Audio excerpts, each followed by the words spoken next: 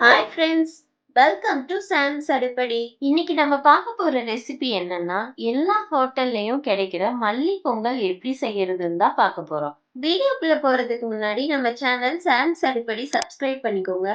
கூடவே இருக்கிற bell சிம்பிளையும் click பண்ணிக்கோங்க. பொங்கல் செய்யறதுக்கு 1 டம்ளர் பச்சரிசி எடுத்துக்கோங்க. 1 டம்ளர் பச்சரிசிக்கு 1/2 டம்ளர் பாசிப்பருப்பு எடுத்துக்கோங்க. அரிசி அளந்த டம்ளர்லயே பாசிப்பருப்பையும் அளந்து எடுத்துக்கோங்க. பாசிப்பருப்பை ட்ரையா வறுத்துக்கணும்.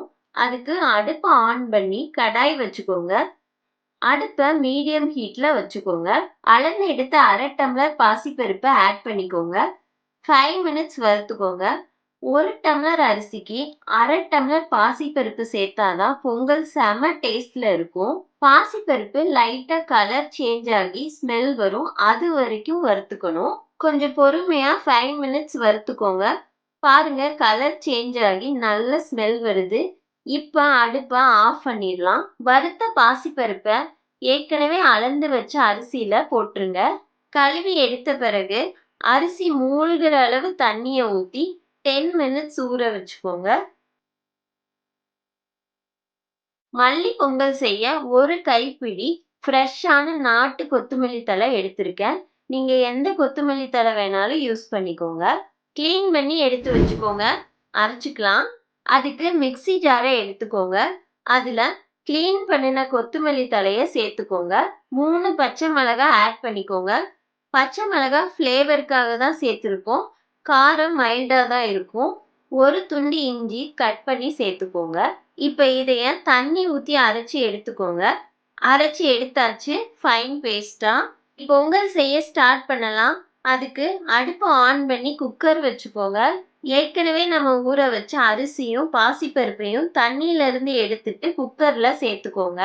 1 டம்ளர் அரிசி 1/2 டம்ளர் பாசிப்பருப்புக்கு 5 டம்ளர் தண்ணி ஊத்திக்கோங்க. அரிசி அளந்த டம்ளர்லயே தண்ணி அளந்து ஊத்திக்கணும். இதுல அரைச்சு வச்ச கொத்தமல்லி தழை, இஞ்சி, பச்சை மிளகாய் பேஸ்ட் ஆட் பண்ணிக்கோங்க. நல்லா மிக்ஸ் பண்ணி விடுங்க. உப்பு 1 டீஸ்பூன் ஆட் பண்ணிட்டு மிக்ஸ் பண்ணி விடுங்க. நெய் 1 டீஸ்பூன் ஆட் பண்ணிக்கோங்க. நல்லா கலந்து விடுங்க. கொதிக்கட்டும். கொதிச்ச பிறகு குக்கர் லிட்டை போட்டு க்ளோஸ் பண்ணிக்கலாம். இப்ப தண்ணி கொதிக்குது. இந்த ஸ்டேஜ்ல குக்கர் லிட்டை போட்டு க்ளோஸ் பண்ணிட்டு விசில் போட்டுக்கோங்க. விசில் வருது, 4 விசில் விட்டுக்கோங்க. அதுக்கப்புறம் அடுப்பை ஆஃப் பண்ணிடுங்க. ஸ்டீம் ப்ரெஷர் போன பிறகு குக்கரோட லிட்டை ஓபன் பண்ணி பார்க்கலாம். அந்த டைம் கேப்ல பொங்கலுக்கு தேவையான தேங்காய் சட்னி எப்படி செய்யலாம்னு பார்க்கலாம். தேங்காய் 5 டேபிள் ஸ்பூன் எடுத்துக்கோங்க. பொட்டுக்கடலை 3 டேபிள் ஸ்பூன் எடுத்துக்கோங்க. வரமிளகாய் 2, கொஞ்சமா கொத்தமல்லி தழை, கருவேப்பிலை கொஞ்சம், இது எல்லாத்தையும் மிக்ஸி ஜார்ல போட்டுக்கோங்க. கொஞ்சமா சால்ட் ஆட் பண்ணிக்கோங்க. 1/4 டீஸ்பூன் நான் எடுத்திருக்கேன். உங்களுக்கு ஏத்த மாதிரி நீங்க எடுத்துக்கோங்க. தேவையான அளவு தண்ணி ஊத்தி அரைச்சி எடுத்துக்கோங்க. அரைச்சதை பவுலுக்கு ட்ரான்ஸ்ஃபர் பண்ணிக்கோங்க. இப்ப சட்னியை தாளிச்சுக்கலாம். அதுக்கு அடுப்பை ஆன் பண்ணி தாளிப்பு கரண்டியை வச்சுக்கோங்க. அடுப்பை சிம்லயே வச்சுக்கோங்க. ஆயில் 1 டீஸ்பூன் ஆட் பண்ணிக்கோங்க. எண்ணெய் காஞ்ச பிறகு 1/4 டீஸ்பூன் கடுகு போட்டுக்கோங்க.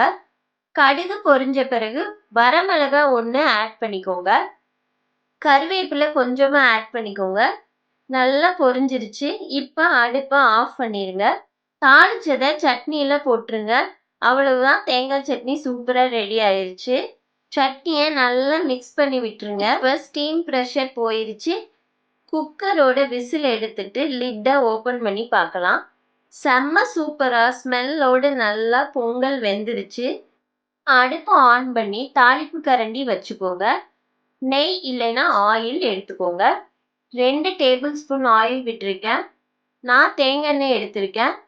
தேங்காய் எண்ணெயில தாளிக்கும் போது டேஸ்ட் செம சூப்பரா இருக்கும். நீங்க எந்த ஆயில் வேணாலும் தாளிச்சுக்கலாம். அடுப்பை மீடியம் ஃப்ளேம்ல வச்சுக்கோங்க. 1 டீஸ்பூன் சீரகம் ஆட் பண்ணிக்கோங்க. 1/2 டீஸ்பூன் குருமிளகு சேர்த்துக்கோங்க. 10 முந்திரி போட்டுக்கோங்க. ஸ்பூன்ல மிக்ஸ் பண்ணி விடுங்க. ஃப்ரை ஆகட்டும். கொஞ்சமா கருவேப்பிலை சேர்த்துக்கோங்க. கருவேப்பிலை பொரிஞ்ச பிறகு அடுப்பை ஆஃப் பண்ணிடுங்க. தாளிச்சதை குக்கர்ல இருக்கிற பொங்கல்ல சேர்த்துருங்க. நல்லா மிக்ஸ் பண்ணி விடுங்க. இப்போ மல்லி வெண்பொங்கல் தயாராயிருச்சு. சர்வ் பண்ண ட்ரான்ஸ்ஃபர் பண்ணிக்கோங்க. மல்லி பொங்கலோட தேங்காய் சட்னியை சேர்த்து சாப்பிட்றப்ப டேஸ்ட் அல்டிமேட்டா இருக்கும். நார்மலா வெண்பொங்கல் செய்யறத விட இந்த மாதிரி மல்லி வெண்பொங்கல் செஞ்சு ட்ரை பண்ணுங்க. டேஸ்ட் அட்டகாசமா இருக்கும். அவ்வளவுதான், மல்லி வெண்பொங்கல் ரெடி. ஃப்ரெண்ட்ஸ், நிறைய பேர் சப்ஸ்கிரைப் பண்ணாம வீடியோ பார்க்குறீங்க. சப்ஸ்கிரைப் பண்ணிட்டு பார்த்தீங்கன்னா எனக்கு ரொம்ப ஹாப்பியாக இருக்கும். எங்கள் சேனல் உங்களுக்கு பிடிச்சிருந்தா சப்ஸ்கிரைப் பண்ணி சப்போர்ட் பண்ணுங்கள். தேங்க்யூ.